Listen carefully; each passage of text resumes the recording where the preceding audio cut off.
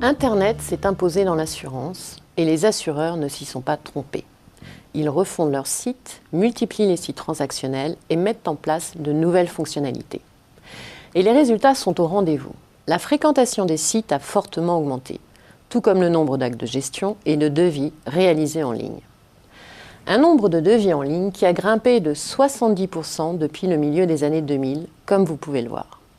Bien évidemment, ce tableau ne serait pas complet sans évoquer le rôle désormais incontournable des comparateurs.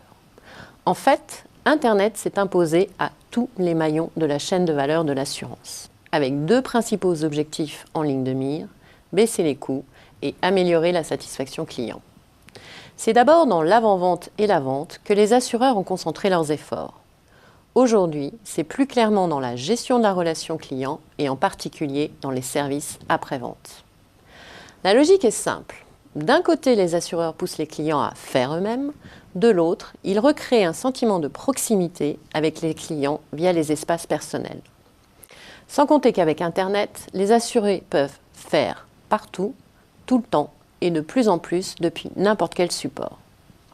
Et pourtant, malgré les efforts des assureurs, malgré l'intérêt manifeste des Français, les souscriptions en ligne ne décollent pas. Et c'est tout le paradoxe. En réalité, c'est le modèle ROPO qui s'est imposé.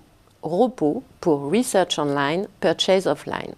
Autrement dit, les Français se renseignent, effectuent des devis et comparent les offres sur la toile, mais dans la plupart des cas, ils finalisent leurs transactions au téléphone et en agence.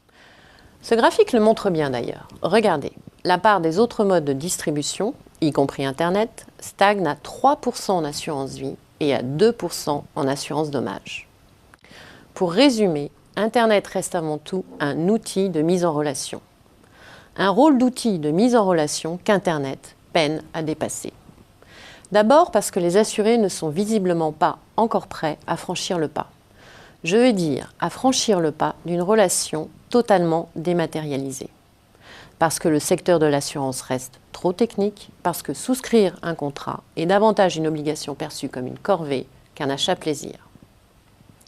Les assureurs sont également en cause, car malgré l'effervescence apparente, ils sont encore en phase expérimentale. Pour dire les choses clairement, aucun modèle référent n'a émergé. C'est bien ce qu'illustrent les trois exemples qui suivent. Allianz gère 3 gammes différentes, une offre traditionnelle réservée au réseau physique et 2 offres Internet vendues sous les marques Allsecure et Allianz. 2 offres Internet qui ont chacune leur positionnement prix, produit et leur propre site. D'autres acteurs, à l'exemple de MMA, ont fait le choix d'une offre indifférenciée quel que soit le canal de vente. C'est donc une seule et même gamme, un logo et un site unique.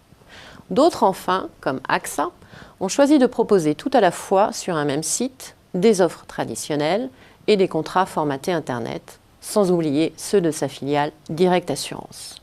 Ce qui donne 3 gammes différentes, 2 logos, AXA et Direct Assurance, et 2 sites Internet.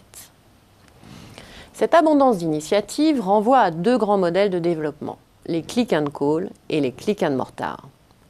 Les premiers s'inscrivent dans des logiques de rupture et promettent des tarifs attractifs. Principaux défis de ces click and call, asseoir leur notoriété auprès du grand public et rééquilibrer un modèle encore trop dépendant du téléphone au détriment d'Internet. Les seconds, les click and mortar, ont misé sur Internet pour sa disponibilité et sa rapidité, mais aussi sur leur réseau pour sa dimension humaine. Leur principal défi, tout mettre en œuvre pour jouer la complémentarité et non plus la concurrence entre les différents canaux. Un modèle multi-accès qui amène la question suivante. À qui appartient le client ? Question légitime puisque le prospect qui se renseigne sur Internet souscrit son contrat par téléphone ou en agence pour devenir effectivement client. Une question de la propriété du client qui renvoie d'ailleurs au partage de la rémunération entre les différents dispositifs commerciaux. Pour récapituler, les modèles de développement divergent, mais tous les assureurs doivent faire converger assurance et impératif Internet. C'est impératif quand on sait que le temps moyen de visite d'un site d'assurance est d'à peine plus de 8 minutes. Pour les retenir, les assureurs doivent donc travailler l'ergonomie du site et baliser le parcours du client. Ils doivent aussi faire un peu de pédagogie pour inciter à la souscription en ligne. De la même façon, il leur faut améliorer le design des pages, rendre les offres plus lisibles et simplifier le vocabulaire de l'assurance. La tâche est ardue et les marges de progression importantes.